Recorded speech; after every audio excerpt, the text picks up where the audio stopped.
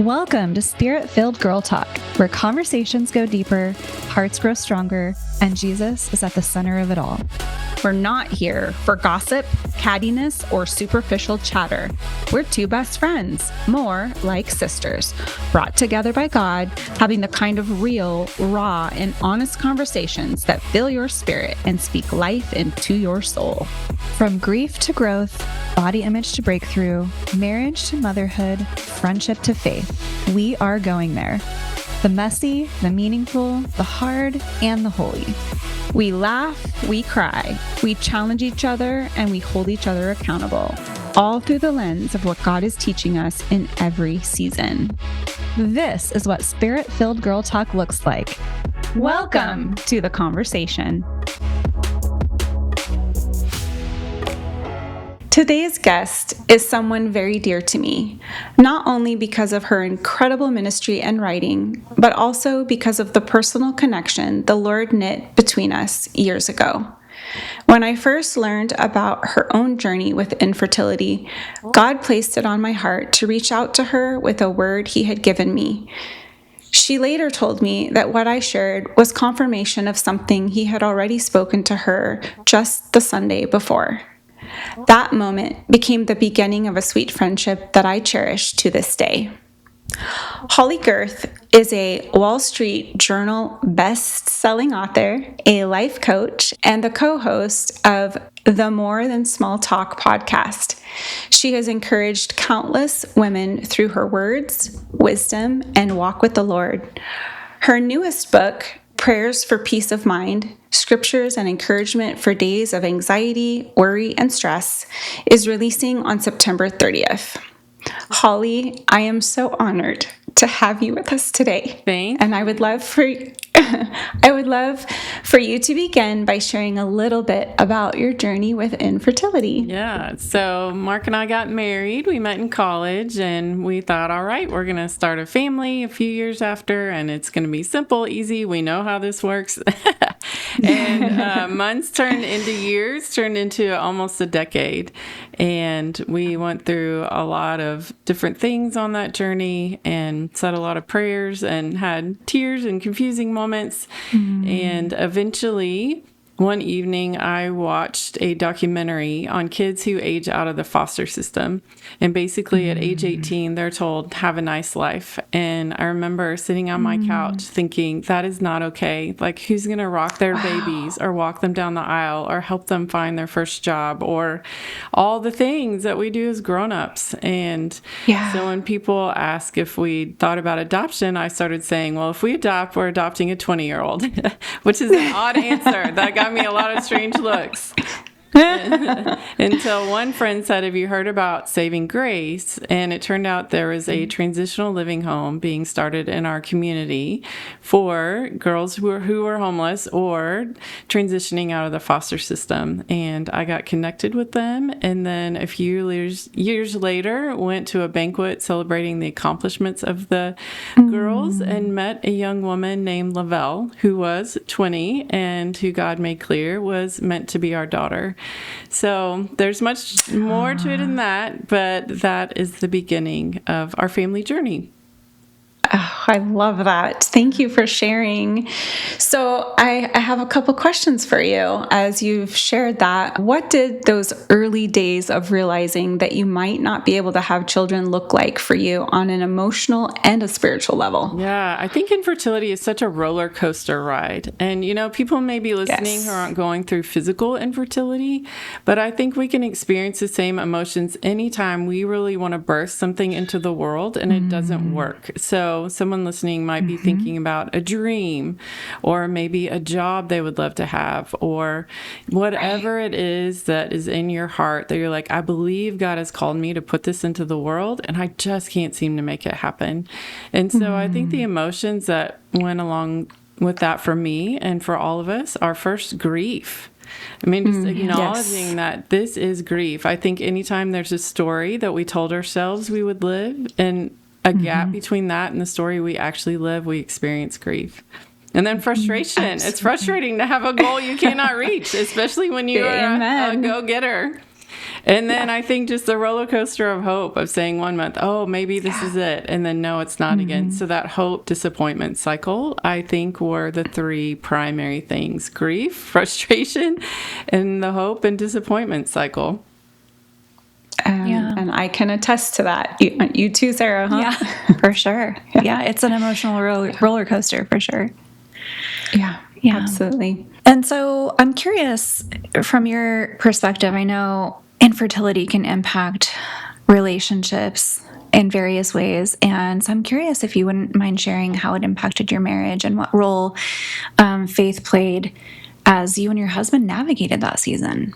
Yeah, I was really grateful that Mark and I, for whatever reason, I know this is unusual, so I almost even hesitate to share it, but we were always on the same page. And that was such a gift, to say, do you think we should move forward with this? No, I don't. Do you think we should try that? Yes, I do. Like, I don't know. We always just seemed to be aligned. And that was kind of confirmation in a way of the path that we were on, even though where we ended up going was very different, for him to even say, oh, you met a 20-year-old, you think it's supposed to be our daughter? Okay, let's have lunch with her. Like even that is strange. So I think the difference came not necessarily in alignment around choices, but how we process emotions. So Mark is a thinker. I am a feeler. When we did our premarital counseling, we took some assessment, and there was a little chart that was like similar, different, and they told us this is where you're going to experience the most conflict and misunderstanding. And to this day, that is true. It's also become a source of strengths between us. But I think understanding that we might be feeling the exact same thing, but we are going to express it in very different ways, and making space for that of saying, all right, we are both grieving, but grief looks different for you than it does for me. Or we're both frustrated and that looks different for you than it does for me. And so learning to honor each other's emotions was a big part of it. And then bringing whatever we felt to God to say, you know what, I don't like this at all. Today I'm sad, or I'm mad, or I can't go to another baby shower, or whatever is happening. And knowing that I could do that act as an act of trust, not as proof that I didn't trust, I think was one of the biggest lessons. There's a psalm that says something like, I was greatly troubled, therefore I said to God, I trust you, or something like that. And I'm like, wait, that seems opposite. But so my husband and I kind of learning how to understand each other's differences and processing, and then also bringing whatever it was to God was a big part of our journey. I love that. That's so beautiful. What a just healthy place to be in that situation where you guys are so aligned and you're in agreement. And you're right, that probably isn't quite as common. But it's just such a good example of what it can look like, right? Which, I mean, if any of our listeners end up going through a fertility struggle, I think this is good to hear. It's encouraging. Sure. Sure. Well, you mentioned before that God had given you a word in that season, and then later he confirmed it when I reached out to you. Are you comfortable sharing what the word was that the Lord had given you at church, and how did it give you peace in the middle of so much uncertainty? Yeah, there was a day, it was Mother's Day, which was obviously a really difficult day. Yeah. Yes, lots of crying on lots of Mother's Days along the way. And I remember just feeling sad, and God just prompting me to go read the 3rd chapter of Genesis. And it's where Eve is called the mother of all living. And I felt like God told me that all women are mothers because all women bring life to the world in some way. And physical children are one way, and probably the most common way, but they are not the only. And so that really reframed my perspective. And I felt like God said I was going to be a spiritual mama and a mama to many. And I thought, okay, I'm going to birth books. I really thought that. This was pre-Lavelle, and I thought, okay, I'm a book mama. I'm just going to birth books, and that's even my small group. When my first book came out, they threw me a book shower because I didn't get to have a baby shower. I love that. So I love that. So that really helped me change my perspective from I am not barren. I'm a mama. I'm just a different kind of mama, and I'm still a different kind of mama. So Sure. that I think is important for everyone on that journey to know is you are a mom, whatever that looks like, whatever you're bringing into the world, whether it's spreadsheets or children or amazing cakes or whatever it is that God has gifted you to bring into the world, that is mothering, and it's sacred and beautiful to Him. Oh, I love that, because I having been through the infertility journey, society doesn't always take that into consideration. And so Mother's Day is a hard holiday for those of us who haven't birthed a child. But you nailed it. I mean, we are mothers. Most of us were born with a nurturing nature. And so it's just beautiful to watch how God uses that for His glory in whatever season it looks like for whether it's, raising kids or bonus kids or birthing books or anything that we create that He calls us to. It is so beautiful. Thank you for sharing that. I love that. Yeah. So how have you seen God's faithfulness through the years in light of that word? Yeah, so I have birth books, which has been really fun, but also just my daughter coming into my life, Lavelle being the answer to so many prayers. And it hasn't always been easy, but we have seen God's hand in our family in so many ways. So, for example, around the time Lavelle met us, she also met her husband. So she got married, and they now have 2 littles. Eula is 8, and Clem is 5. They left for Disneyland today, so that is exciting. But Awesome. when Lavelle changed her last name legally to ours and all of that, it was August 28th, and we celebrated it every year. We called it Girth Day, and we celebrated it like a birthday. And I love that. That's awesome. That is so cute. Yeah. Eula was born on Girth Day. Oh, wow. No way. That's amazing. Yes. Aww, so it was what a blessing. Like God was like, you thought my timing was off. And I always had it down to the exact day. And then the day that Lavelle's final adoption paperwork came through was my anniversary date. So the day that the 2 people I love who are not blood related to me have the same date too. So that's amazing. So just seeing things like that along the way. And then just Lavelle's story, she just got fully licensed as a counselor. She now works with kids like her. And her resilience and hard work and all the healing she has done and going full circle. And taking our kids to Disneyland. I mean, that's Jesus and redemption, and really what I think He wants to give all of us in our stories, whatever we are living. Yeah, so true. That is so beautiful. Well, it sounds like in God's perfect timing, He brought Lavelle into your life, and I love that. And I love watching you guys do things as a family now. It's just so heartwarming to get to see on social media. So it's fun. So tell us a little bit more about how you first met her. What led you to your heart connection with her?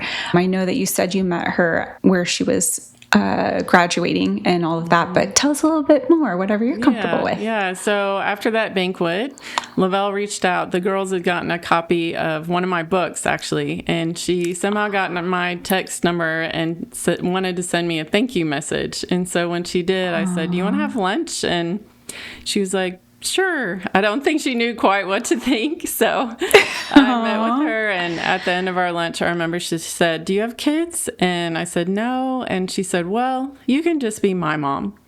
And so that was really our first little get together. And then Mark started spending time with her too. And it wasn't an all at once thing, it was a process of God just saying, okay, I'm creating a family here. I love the word covenant in the Bible.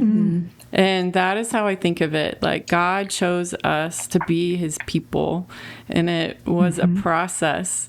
And it wasn't about just a legal contract. It was a covenant. It was a relational bond. And when I think of our family, that's how I think of it.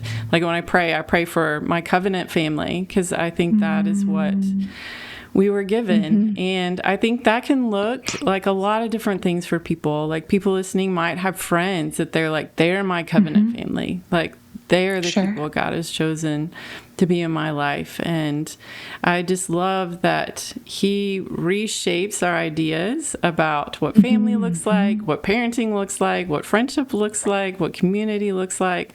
But it's always in alignment with that idea of, I have created you to not just be in community, but in covenant with each other. And that reflects how he loves us too. Yeah. That's beautiful. It is. And on that note, what was it like to step into motherhood in such a unique way? Not through, the adoption of a child, of a baby, but an 18-year-old. Yeah, it was startling at times for all of us. One thing, I was clueless. Lavelle had a baby, and she'd be like, "What do I do about this?" And I'm like, "I don't know. We got to Google it or call my mama. 'Cause I have no idea." And obviously, she had walls. Justifiably so. We didn't know all the ways to love her well, and vice versa. We were talking about that the other day. We have family dinner every Sunday, and last Sunday we were celebrating this year's Girth Day a little late, and we were talking about what made it work. And I think it was that we just kept asking, how do we love each other well? We didn't say, how can you become who we expect you to be? Either direction. She didn't ask that of us, and we didn't ask that of her. Instead, we said, how can we love each other well? How can we be the family God wants us to be? And so continually freeing each other from expectations and staying curious about each other, I think, was such a big part of it. I ended up reading a book about communication styles and the difference between direct and indirect communication, and how we learn that in different ways. And so that let Lavelle and I adjust a lot in how we were able to understand each other. So I think we have all just been learners and growers together. And there have been hard moments for sure. Of course. Definitely hard moments. But I think we have been willing to show up and do the work, and show up and do the work again, and apologize and show up and do the work again. And if you do that enough times with God in it, you build something solid and safe. Absolutely. And I think that is what we've done and we'll keep doing. But yeah, there's so many things that I look back and I'm like, I wish I had said that differently. I wish I had done that differently. I wish I'd known that sooner. But that's humans loving humans. You have to do it by experience. And how can we love each other well? I love that. I love the term fail forward, because it's the commitment to continuing to try, and not giving up. Yeah. And when it's humans, relationships, it's love, right? That's love. Yeah. For sure. Oh, I love that so much. So what would you say have been some of the challenges as well as the joys of becoming Lavelle's mom? Yeah. And a grandma, which, by the way, what is your title? Nana. Nana. I love it. I love it. So I was really close to my Nana and Poppy, and so I wanted us to be Nana and Poppy too. So we are Nana and Poppy. I'm named after my grandpa Holley. So that's fun. And Eula is named after my grandma. So that's really fun that got passed on. But yeah, I think challenges is just continuing to learn each other, kind of like I touched on a little bit ago, to say, how can I, instead of trying to make you more like me, how can I help you become more of who God created you to be? Like my daughter and I are nervous system opposites. She is an Enneagram 8, which if you're familiar with Enneagram, that is like the champion. They are fierce. Yep. And she is an extreme extrovert. If she took a test, I think she would test just as high extrovert as I test introvert. She has ADHD. I am an introvert, HSP, highly sensitive person who's a 9 on the Enneagram, which means I love calm and peace. And so it would have been easy for either of us to look at each other and say, maybe you should be a little more like me. And instead, we both looked at each other and said, we're different, and that means we're better together. How can we figure out how to bring the best out in each other and use that to make our relationship stronger? Instead of seeing it as differences, how do we see it as complementary? And same thing in my marriage. My husband's an ISTJ, Enneagram 5. Personality tests say we are incompatible and unlikely to even be friends. Oh, wow. But we just celebrated 25 years and we do the same thing. Woo-hoo. I think it's that continual letting go of like our own expectations and instead saying, God, how do you see this person? How do you see this relationship? How do you see this family? What is your purpose for it? What is bigger than just us and our own little thoughts about how things should go?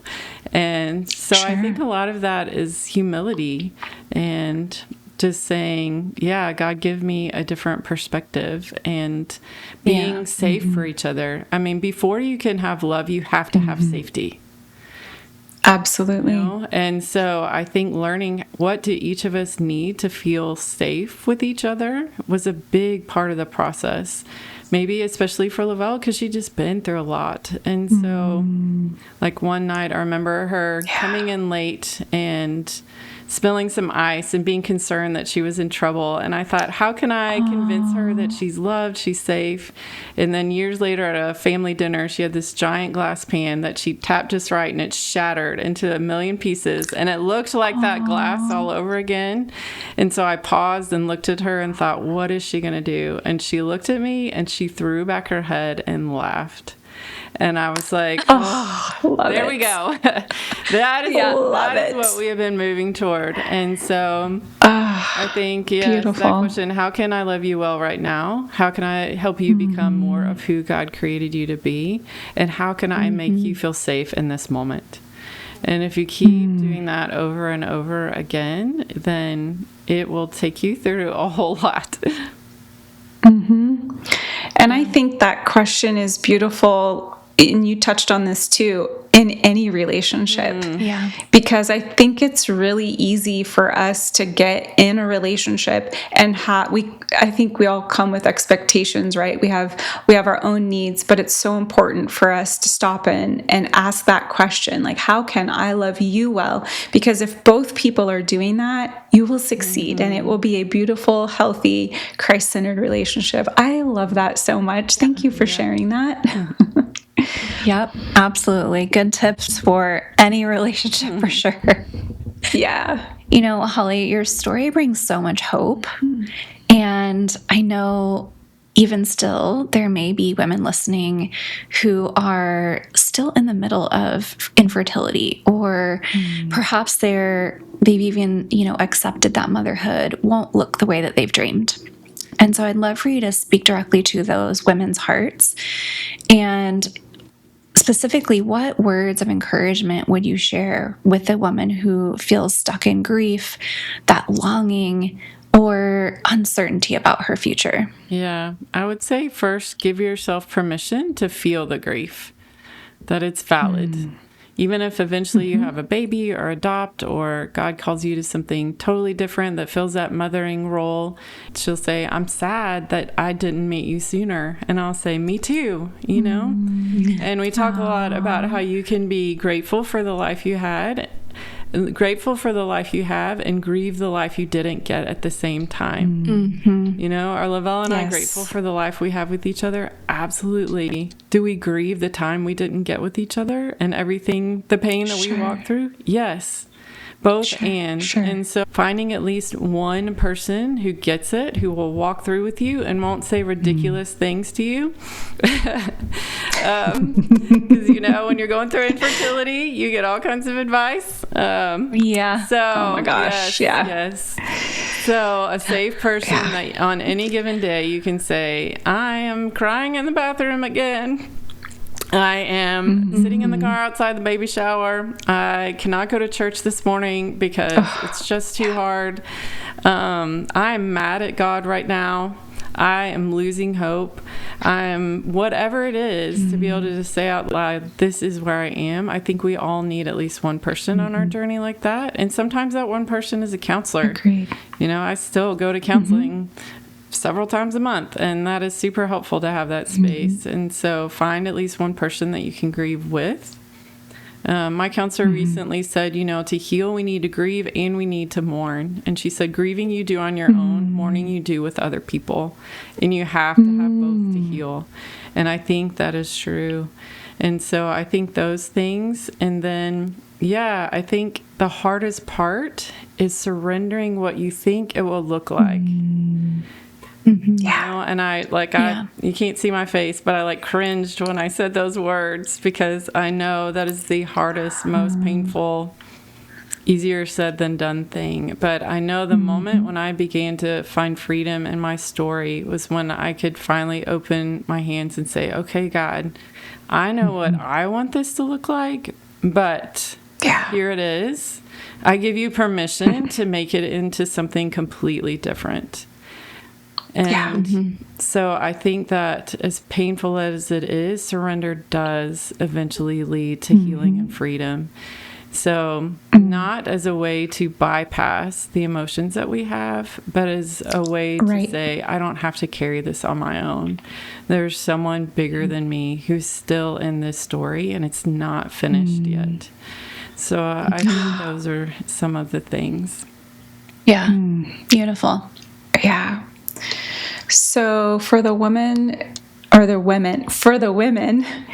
who don't feel called to adopt, what would you say peace looks like for them, or could look like for them in this season? I would say finding another way to mother, which is using your gifts somehow. I have a dear friend that we walked through this whole infertility journey together. She is still my best friend after 20 years, and she never had kids. She had a medical issue. She had to have a hysterectomy. They didn't adopt, but she has several young women in her life now that she mentors. And she has, for a while, she hosted college students at her house from a local college and poured into them. And so she has said, I have a gift for nurturing, and I'm going to use it, even if I don't have a kiddo to pour it out on. She's right now, even one of her she's close to her niece, and her niece's baby needs heart surgery. And so she's spending a lot of time with them in a mama role. And so I would say, I think Beth Moore, I read this from her during this season. I think she said something like, God will not let your desires go unfulfilled. So will your desire for a baby go unfulfilled? Possibly. Will your desire to mother go unfulfilled? I truly believe it won't. I truly believe that desire is in you for a reason, and God will not let that go unfulfilled. And so again, with all the grief and anger and all the things you need to do along with it, just saying, God, you have given me this desire. It will not go away. Give me another way to mother. And see if there is something that might come about that's totally surprising or different. I mean, if Mark and I were on our 25th anniversary saying, if our younger selves were sitting at this table, our wedding day selves, and they were like, okay, tell us what happens in the future. And we were like, okay, here's the deal. Your grandparents, this is what we would have been like, no way. How's that even possible? That makes no sense whatsoever. But it's the story. And so I think that making room for the creativity of God is something that can be surprisingly healing. Oh, that's so beautiful. The creativity of God. I love that. Yeah. That's you are so good with words. You are. And it's such a great perspective. You have walked through grief and found peace in places many wouldn't expect. And now you've written a book that offers peace to all of us, no matter our story. And so, would you tell us a little bit about Prayers for Peace of Mind and just what inspired you to write it and what you hope that women will take away when they read it? Yeah, I have a new book called Prayers for Peace of Mind. It's for moments of anxiety, worry, and stress. And I wrote it because I've had a lot of those. And I think maybe I'm not the only one. I struggle with anxiety and probably have since I was a kid, probably will in some way for all my life. It's part of my nervous system. But I found that we often need little bitty peaceful pauses in our day. And so that's what this book is. It's 100 really short devotionals with 100 short prayers that you can pull out whenever you need something to just bring more peace to your life. You could use it every morning as a rhythm or as a little reference that you keep somewhere that you can pull out, or as a gift to someone that maybe is going through infertility or another grief or loss, and you're like, I don't know what to say. I don't know how to comfort them. This could be a book that you could put in someone's hands that could help. I love that. Tell us how you personally practice peace on a daily basis, especially when life feels uncertain. Yeah. Well, for me, I use the word rhythm, and that is really helpful for me. So I have rhythms in my life. Like I go on a walk almost every morning and pray, and it's just very conversational. It's just me saying, hey, God, I want to be connected to you today. And then making sure I have time with my people that I feel safe with, my husband and my close friends. Moving my body, getting good sleep. All the nervous system things are a big part of it as well. And then I think just continually releasing things over and over and over again. I'm someone who likes to be in charge of my own life. And so even little prayers, like I borrowed this one from John Eldridge, but he simply says, God, I release everything and everyone to you. Or my version of it is, Jesus, give me the wisdom to know what work is mine to do today. I release everything and everyone else to you. And so those just continually saying, all right, I'm noticing that my peace has left. What is happening? How can I take a deep breath and support myself in the different areas? I think we often say, okay, I need peace, and so I'm just going to do a spiritual thing, or I need peace, so I'm just going to do a physical thing, or just an emotional one, or just a relational one. And we all lean more naturally into different areas. And so even pausing and say, okay, what's one thing my body needs right now? I need to take a deep breath. And if I can manage it, later I need to take a nap. You know, what is one thing my soul needs? I need to say a one sentence or a one word prayer. You know, what is one relational thing I need? I need to text a friend and say, I'm having a tough one today. Can you please remind me of what's true? And what is, you know, just a practical thing? Maybe, again, I needed a little more sleep or something like that. And so asking what's the next small step I can take in the different areas of who we are as humans, I think can be really helpful. So when we feel overwhelmed, it can feel like there must be one big thing that will fix it all, or at least I tend to think that. And I've learned that instead, if I can just say, all right, what is the next small step that I can take, even if it's as teeny tiny as one more breath, do that, and then ask that question again. What's the next step after that? What's the next step after that? Then I can usually move toward peace. It's not like an instant, I was out of peace, I'm back into peace, but I can start moving that direction. So that is probably what works best for me, is just saying, what's the next small step that I can take toward peace right now? Love that. Yeah, I love that too. It's simple. It doesn't feel overwhelming. It's very actionable. So yeah, that's great. Friends, Holley's story is such a reminder that God writes stories we could never imagine, and that his peace truly does surpass all understanding, even in seasons of waiting, loss, or unexpected new beginnings. We want to encourage you to pre-order her new book, Prayers for Peace of Mind, releasing September 30th, and you'll find that in the show notes. Holley, thank you again for joining us today, for sharing your heart and your story and the peace that you have found in Jesus with all of us today. Thank you for having me. And such a pleasure. It has been. Holley, would you be comfortable praying over our guests?